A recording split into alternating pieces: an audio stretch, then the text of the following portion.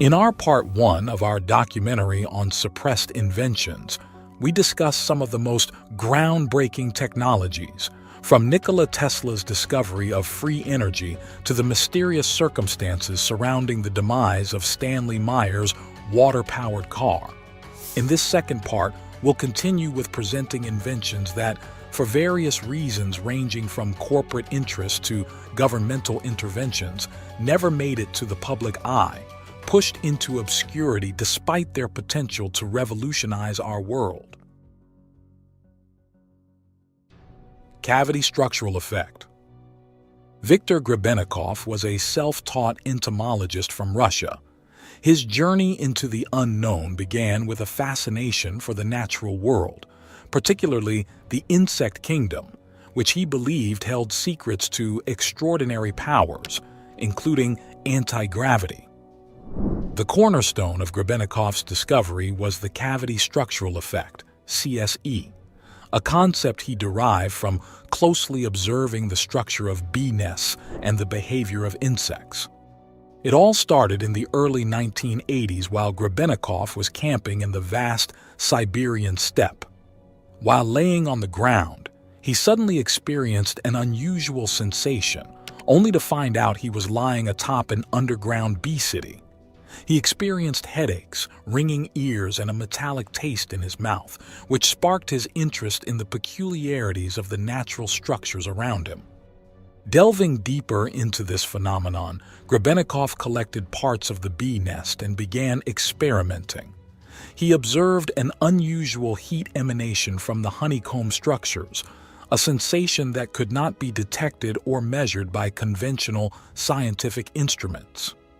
This observation led him to theorize about the existence of a force field generated by the geometric configuration of the honeycombs, a field capable of influencing the surrounding environment in ways not previously understood by science.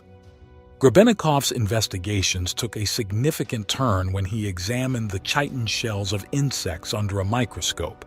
He discovered an unusually rhythmic, extremely ordered structure that seemed to defy gravity. When he attempted to place two of these chitin plates together, one plate hovered in the air for a few seconds before aligning itself with the other. This observation was the first step toward understanding the anti-gravitational properties of certain natural structures. Convinced of the potential of his discovery, Grebennikov embarked on a project to harness the cavity structural effect for human use. He constructed a platform with thousands of chitin shells attached to its underside, creating what he claimed was an anti-gravity vehicle. According to Grebennikov, this vehicle could travel at speeds of up to 1,500 kilometers per hour and reach heights of 300 meters off the ground. More astonishingly, the device supposedly made the rider invisible from below and encased them in a bubble-like force field that nullified inertia and dynamic pressure. Despite the incredible claims and the profound implications of his work, Grebennikov faced skepticism and rejection from the scientific community. After his patent application in 1992 was denied, Grebennikov attempted to share his groundbreaking work through a book. This publication was intended to detail his discovery, outlining the principles and mechanisms behind his invention, supplemented by a wealth of full-color images and potentially including photographs from a museum demonstration of his device. However, in a turn of events that raises questions about the motives behind the decision, the publishers, potentially influenced by external pressures, significantly altered the book just before its release. This involved the removal of hundreds of images and all schematic details that were crucial for understanding Grebennikov's work. This situation begs the question: why was Grebennikov, already under scrutiny and skepticism from his peers, subjected to further efforts that seemed to undermine the evidence of his invention? A longtime colleague of Grebennikov suggested that he was part of a so-called scientific underground, which faced opposition and perhaps even persecution from the established scientific community and government bodies. Perhaps then, Grebenikoff's inadvertent discovery was more profound and potentially disruptive than initially thought. It could be that his work touched upon a force or technology so significant that it was deemed too dangerous or too powerful to be allowed into the public domain, prompting efforts to bury his findings and silence the discussion around them. The hemp car. In the 1940s, amidst the turmoil of World War II and the rise of the industrial era, Henry Ford embarked on a groundbreaking project that diverged significantly from the automotive norms of his time. Known for his innovative spirit and the revolutionary assembly line production of the Model T, Ford turned his attention towards environmental sustainability long before it became a global concern. His vision materialized in the form of a car that was not only powered by biomass fuel, but was also constructed from it, with hemp being the primary material. A new idea from Ford 420, the new car made from weed. How can cops stop you for the possession of drugs when your car is made entirely out of it? This initiative, while pioneering, found itself in the shadows, eclipsed by the dominant petroleum industry, which was rapidly expanding its global footprint. Ford's interest in renewable resources and sustainable materials was not a sudden revelation. He had long advocated for the integration of agriculture with industry, believing that farms could serve as a vital source of raw materials for manufacturing. The concept of the hemp car was a direct manifestation of this belief, showcasing Ford's commitment to exploring alternative materials and fuels. The car's body was made from a composite material that included hemp fibers, which, when combined with other plant fibers, resulted in a lightweight, durable, and biodegradable product. This material was not only environmentally friendly, but also boasted a tensile strength reportedly 10 times that of steel, offering significant safety benefits alongside its ecological advantages. Moreover, the hemp car was designed to run on hemp biofuel, derived from the seeds of the cannabis plant. This choice of fuel was emblematic of Ford's vision for a future where automobiles would not be reliant on non-renewable energy sources. The use of hemp biofuel presented a sustainable, clean-burning alternative to gasoline, promising a reduction in harmful emissions and a move towards greater energy independence. The public unveiling of the hemp car in 1941 was a spectacle that drew considerable attention. Ford demonstrated the resilience of the car's body through a sledgehammer test, where the material withstood blows without showing signs of damage, a testament to its remarkable durability. Despite the innovative features and the environmental benefits of the hemp car, the project did not progress beyond its initial demonstration. The reasons for this are manifold, with the prevailing petroleum interests of the time playing a significant role. The mid-20th century marked a period of rapid expansion for the oil industry, with petroleum becoming the lifeblood of the global economy. This shift towards oil-based energy sources created an environment where alternative fuels and materials, such as those proposed by Ford, faced significant obstacles in terms of acceptance and implementation. The economic and political clout of the petroleum industry, coupled with its strategic importance, meant that initiatives like the hemp car were sidelined. The legal and cultural landscape of the time also contributed to the project's demise, with hemp cultivation facing increasing restrictions due to its association with psychoactive strains of cannabis.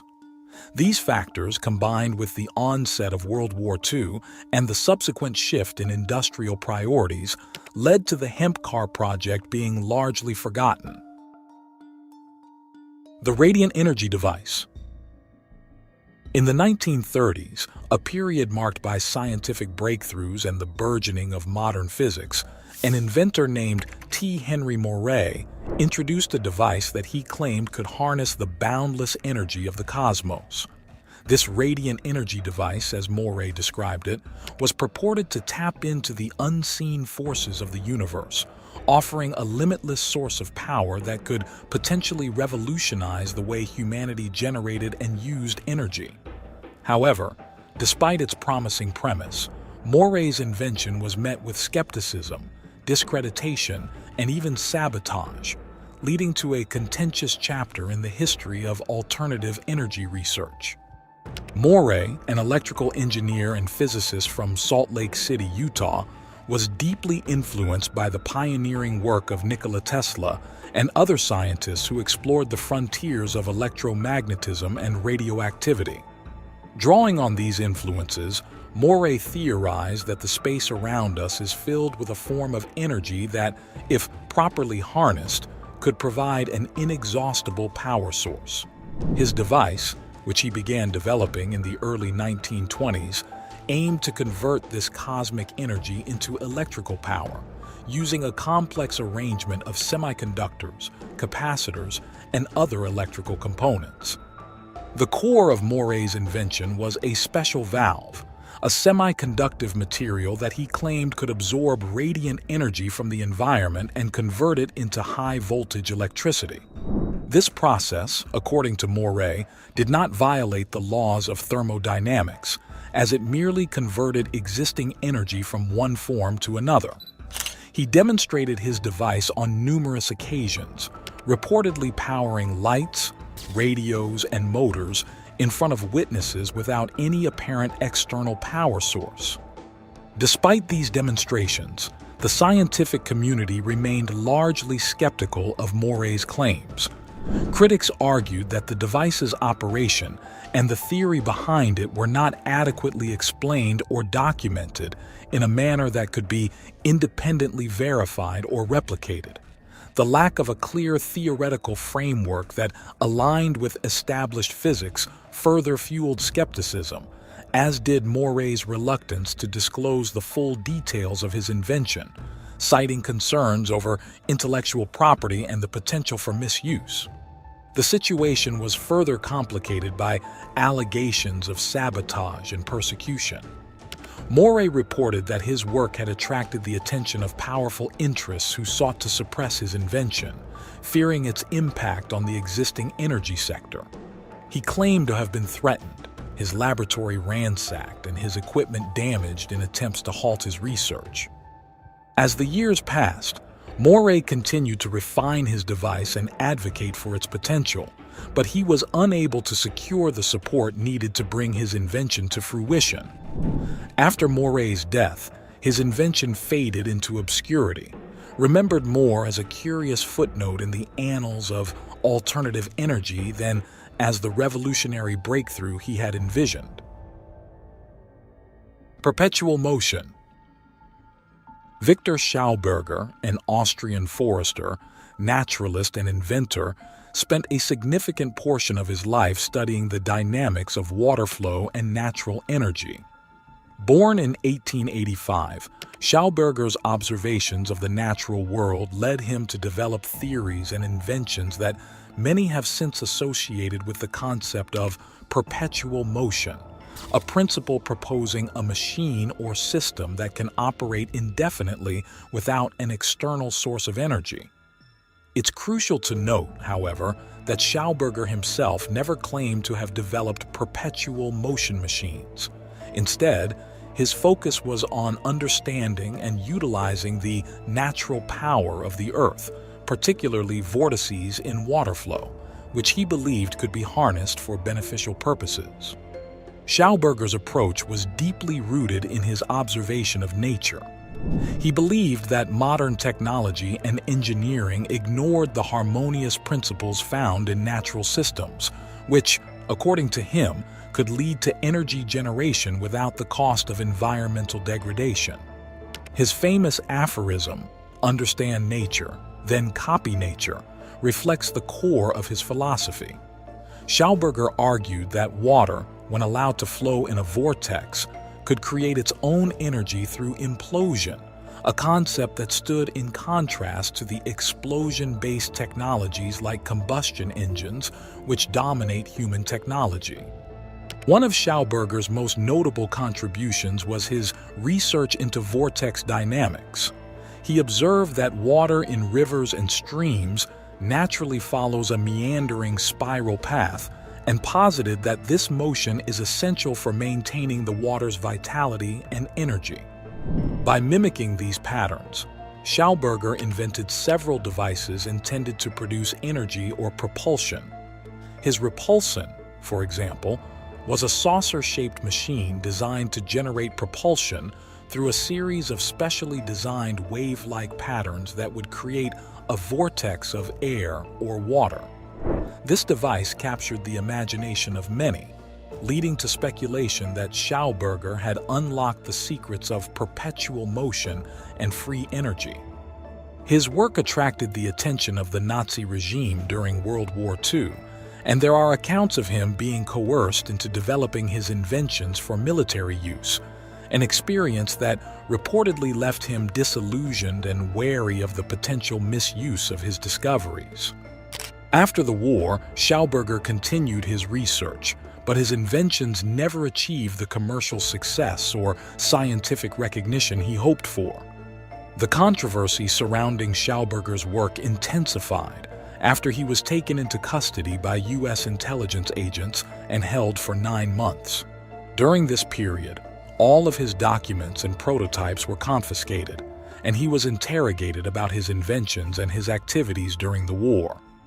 This episode has fueled speculation suggesting that Schauberger's innovations in harnessing natural energies were of such potential that they were considered a threat to the established scientific, economic, and political order, leading to their alleged suppression by the U.S. government.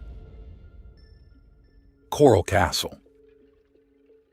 Coral Castle is an oolitic limestone structure located in Homestead, Florida, and stands as one of the most mysterious architectural feats of the 20th century.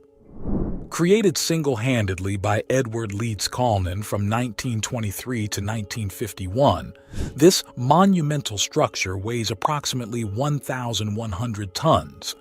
The technology behind Coral Castle, as well as the techniques employed by Leeds Kalnin, remain subjects of speculation and intrigue, with theories ranging from ancient sciences to unknown forms of energy. Edward Leeds Kalnin's early life was marked by profound heartbreak after he was rejected by his 16-year-old fiancée in Latvia. He then embarked on a journey to the United States, where he was later diagnosed with terminal tuberculosis. Remarkably, however, he claimed to have cured himself using magnets, which also marked the beginning of the mysterious construction of Coral Castle.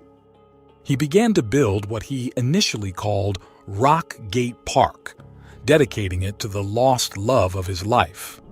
Leeds Kalnin, who stood just over 5 feet tall and weighed only 100 pounds, worked alone, mostly at night, so no one could see his methods. He claimed to have discovered the secrets of the pyramids, which allowed him to move and carve massive stones.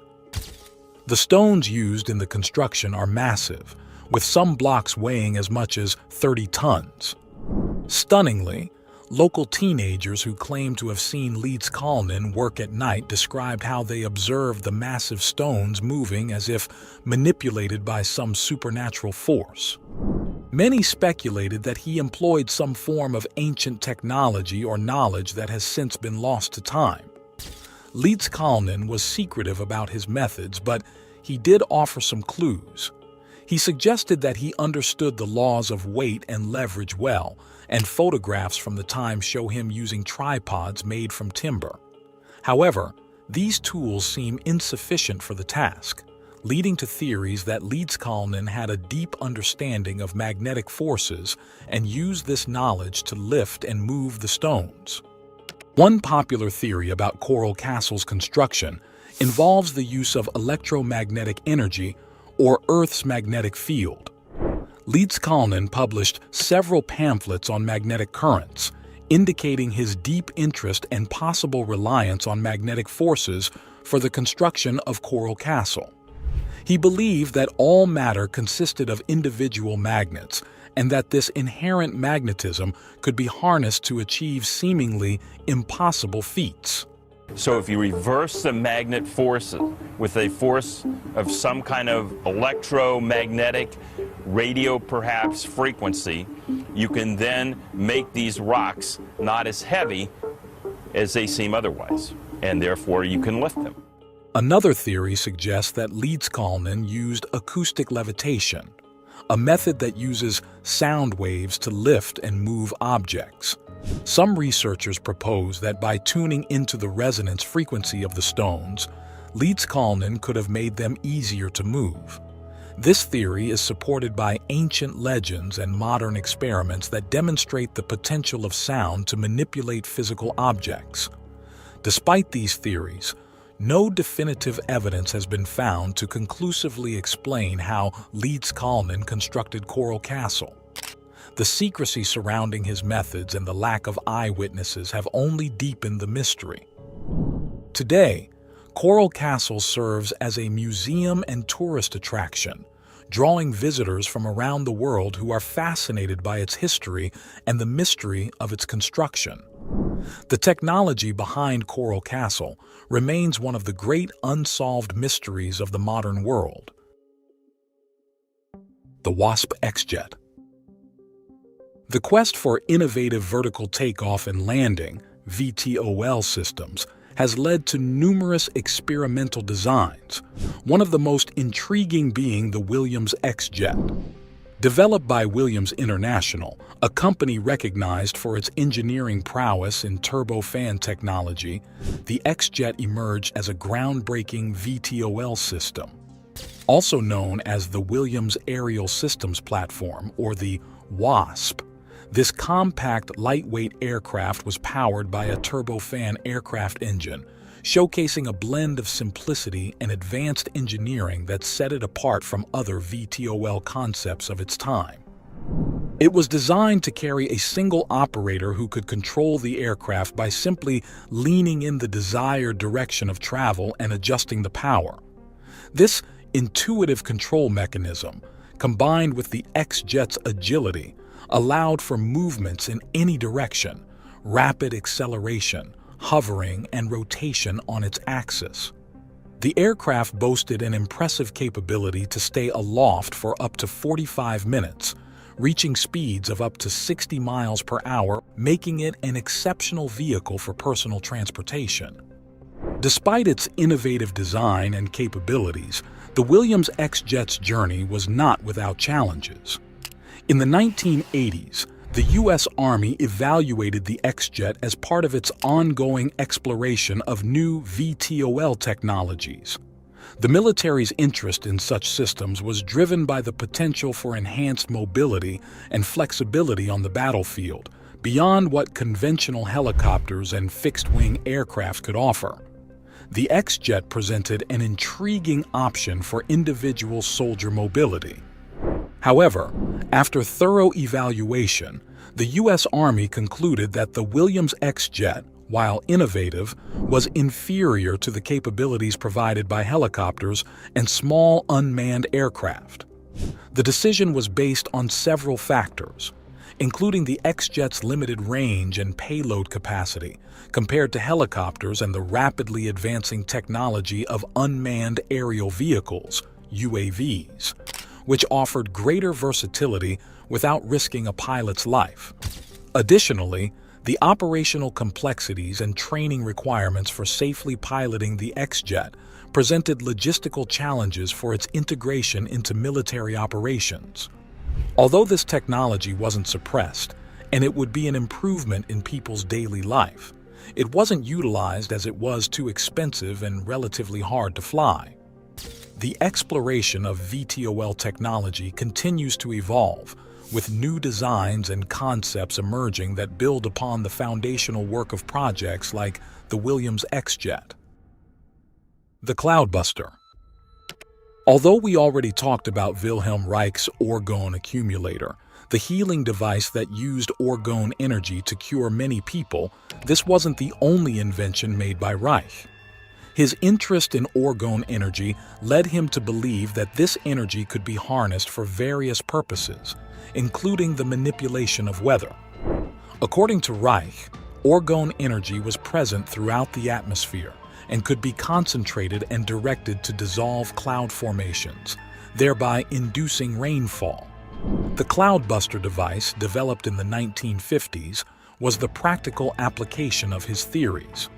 It consisted of a set of hollow tubes connected to cables that were immersed in water, which Reich claimed could draw orgone energy from the atmosphere and direct it to disperse cloud cover, or conversely, to form clouds and precipitate rain. Reich conducted several experiments with the cloudbuster, claiming successes in rainmaking in various locations, including a well-documented experiment at a blueberry farm in Maine, where he alleged to have broken a drought and saved the crop. These experiments attracted attention, not all of which was positive. Critics dismissed Reich's claims, citing a lack of scientific rigor and reproducible results, while supporters hailed the potential of the cloudbuster to address drought and other weather-related challenges. The legal and governmental challenges faced by Reich and his cloudbuster project were, in part, a consequence of the broader controversy surrounding his work on orgone energy. The U.S. Food and Drug Administration, FDA, initiated an investigation into Reich's practices, particularly his claims regarding the health benefits of orgone energy and the use of organ accumulators, devices designed to concentrate and harness orgone energy for therapeutic purposes. The FDA's scrutiny extended to the cloudbuster as part of its broader campaign against Reich's orgonomic research. In 1956, following a series of legal battles, Reich was sentenced to prison for contempt of court, related to his refusal to comply with an injunction against the distribution of organ-related materials. The controversy surrounding the cloudbuster was thus intertwined with the wider legal actions against Reich, which culminated in the destruction of his publications and orgone accumulators by the FDA, an act that has been described by some as a dark moment in the annals of scientific censorship. The original electric car. The tale of the General Motors EV-1, the world's first mass-produced electric car, is a clear example of the suppression of emerging technologies due to industrial interests. Launched in the late 1990s, the EV-1 represented a bold foray into electric mobility, a glimpse into a future where automobiles no longer relied on fossil fuels. However, the journey of the EV-1 was abruptly halted, sparking debates that continue to resonate today, especially in the context of the 2006 documentary, Who Killed the Electric Car? The EV-1 emerged from General Motors as a pioneering effort to address the growing concerns over air pollution, oil dependency, and the environmental impact of conventional vehicles. With 800 units available for lease, the EV-1 quickly garnered a dedicated following, appreciated for its innovation, efficiency, and the statement it made about the potential for a cleaner automotive future. Yet, despite the enthusiasm it generated among a niche group of environmentally conscious drivers, General Motors announced the end of the EV-1 line in 1999, a mere few years after its introduction. Their cause for discontinuing the EV-1 centered on economic considerations, primarily the limited driving range of the car's batteries, which they argued made the vehicle unprofitable to produce and maintain. According to General Motors, the technology at the time could not meet consumer expectations for range and convenience, making the EV-1 a challenging proposition for widespread adoption. However, this explanation did not satisfy many observers. Skeptics and supporters of the EV speculated that there were other forces at play, specifically the influence of the oil industry. The argument goes that oil companies, whose business model relies on the continued dominance of internal combustion engine vehicles, viewed the advent of electric cars like the EV as a direct threat to their profits and market position. According to this perspective, Pressure from these powerful interests led General Motors to not only discontinue the EV, but also to take extraordinary measures to erase its existence. A policy was issued by General Motors to hunt and destroy every last EV one. Rather than allowing the leased vehicles to remain with their enthusiastic users or preserving them as part of automotive history, General Motors systematically retrieved and crushed the EV1S, effectively ensuring that the technology would not advance beyond its prototype stage. This decision has been interpreted by many as an attempt to stifle the development of electric vehicle technology, keeping it from challenging the status quo of the automotive market. Today, as electric vehicles gain increasing market share and acceptance, the story of the EV1, with all its controversy and mystery, underscores the notion that the path to progress is often unplugged and uncertain. Project XA. The story of Dr. James D. Mould and his cancer-free cigarettes is one that would incense every smoker and every person who has lost a loved one due to the effects of tobacco smoking. The history of cigarette advertising and the tobacco industry's practices regarding the disclosure of health risks is a controversial chapter. It's a well-known fact that for decades, tobacco companies engaged in aggressive advertising campaigns that not only promoted smoking as a desirable and socially acceptable habit, but also employed tactics that downplayed or outright denied the health risks associated with smoking. One of the most notorious aspects of these campaigns was the use of advertisements that featured doctors or implied medical endorsement, creating a misleading narrative about the safety of cigarettes. In the early to mid-20th century, cigarette advertisements were ubiquitous, appearing in magazines, newspapers, billboards, and later on television. These ads were designed to appeal to a broad audience, including women, men, and even teenagers, using various themes such as glamour, masculinity, sophistication, and stress relief. Starting in the 1950s, research began to shed light on the detrimental health effects of smoking, but tobacco companies fought vigorously to discredit these findings. They funded their own research to create doubt about the health risks, embarked on public relations campaigns to maintain the social acceptability of smoking, and lobbied politicians to prevent or weaken regulation. This leads us to 1955, when a scientist named Dr. James D. Mould embarked on groundbreaking research with Liggett and Myers, a tobacco company based in North Carolina. Tasked with identifying carcinogenic components in cigarette smoke, Mould's research focused on substances that cause cancer in laboratory mice. This endeavor led to the inception of Project XA, a bold initiative aimed at creating a safer cigarette by eliminating or reducing these harmful ingredients. Project XA represented a significant departure from traditional cigarette manufacturing. Mould, with support from Liggett and collaboration with the A.D. Little Company, dedicated himself to developing a cigarette that wouldn't contribute to cancer. After 25 years of rigorous research and development, Mould introduced the XA, also known as the Palladium cigarette. This innovative product utilized palladium and magnesium nitrate to neutralize cancer-causing substances in cigarette smoke. Laboratory tests confirmed the efficacy of these cigarettes in reducing cancer incidence among lab animals, marking a potential breakthrough in tobacco product safety. However, despite the initial backing from Liggett, the project encountered insurmountable obstacles. The company's executives, influenced by legal counsel, decided to withdraw support for Project XA. The lawyers argued that introducing a safer cigarette could expose the company to a deluge of lawsuits from consumers harmed by their traditional products. This legal concern effectively halted the progress of Project XA, forcing Mould to abandon over 2 decades of work.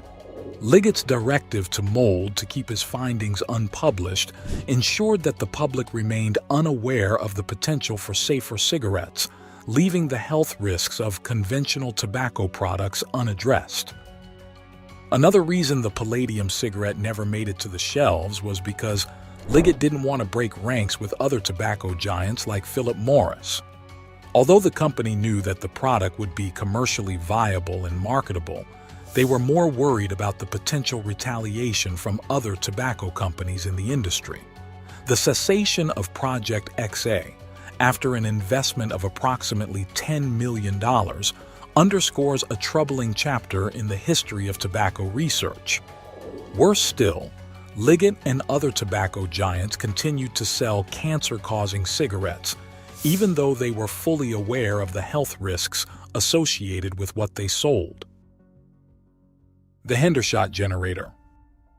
Lester Hendershot was an American inventor in the late 1920s, claimed to have developed a device capable of generating free energy. The Hendershot generator, as it came to be known, was said to harness the Earth's magnetic field to produce electricity without the need for fuel. This remarkable invention had the potential to revolutionize the world's energy landscape, offering an unlimited source of power that could render traditional energy sources obsolete. Lester Hendershot's invention was described as a self-running generator, a device that purportedly created energy through a series of coils and capacitors without the need for an external power source. Hendershot's demonstrations of the device in the late 1920s reportedly showed it powering light bulbs and motors, captivating the imagination of the public and drawing the attention of both the media and potential investors. Despite the initial excitement, a strong campaign to undermine his technology was underway, with some detractors going as far as publicly demonstrating a device they claimed was Hendershot's, attempting to prove its ineffectiveness. This act of discreditation signaled to Hendershot's supporters that there were concerted efforts to undermine his work. Undeterred, Hendershot persisted with his free energy generator for many years. By the late 1960s, he believed he had a breakthrough that would interest the U.S. Navy, preparing 2 models and a detailed 56-page proposal. Nevertheless, his proposal was denied. In April 1961, as Hendershot's son was returning from school, he found his father dead. Officially recorded as a suicide, the absence of a thorough investigation led many, including his family, to suspect foul play, theorizing that his innovative work posed a significant threat to large energy corporations. Rumors circulated that Hendershot had been warned by a major corporation, which he declined to name, to cease all work related to his generator, underlining the potential disruption his invention could cause to their lucrative business. Allegedly, Hendershot accepted $25,000 under the condition he halted his research for 2 decades. He had expressed fears for his safety to his family, indicating the gravity of the threats he faced. Hendershot's death and the suppression of his invention continued to provoke deep questions. The discussion of all of these suppressed inventions we showed you is both enlightening and disheartening, revealing how these innovations intersect with power and greed. These tales of suppressed inventions are a collective loss for our society, which is deprived of potentially transformative technologies and solutions. Yet, within these stories of suppression, there lies a resilient thread of hope. We must continue questioning and seeking out hidden truths, while also advocating for a world where innovation is not denied due to economics and politics, but embraced for its potential to improve the human condition. Thank you for watching. If you want to learn about more inventions like these, you can watch the first part of these series. The link is in the top pinned comment.